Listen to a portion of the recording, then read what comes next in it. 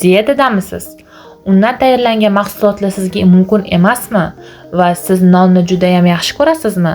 Unda bu retsept aynan siz uchun. Un solinmaydigan ovsyankadan tayyorlanadigan nonni o'rgatmoqchiman. 250 gram ovsyanka, 2 ta tuxum, 200 ml qatiq yoki kefir, 1 choy qoshiq tuz. Shu masalliqlar bilan biz sizlar bilan ovsyankali non tayyorlaymiz.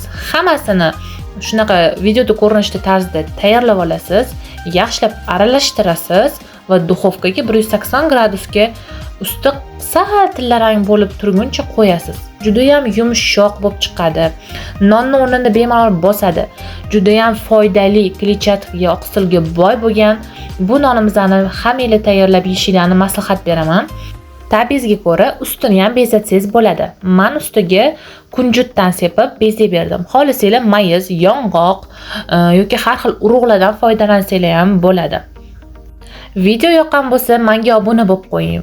Men o'zim hozir diyetadaman va ozonman 110 kilodan ozishni boshladim. 1 oy bo'ldi. Har hafta men o'zimning natijalarimni qo'yib boryapman. Ozishda yordam beradigan har xil retseptlar, har xil kerakli ma'lumotlarni aynan meni profilimdan olishingiz mumkin.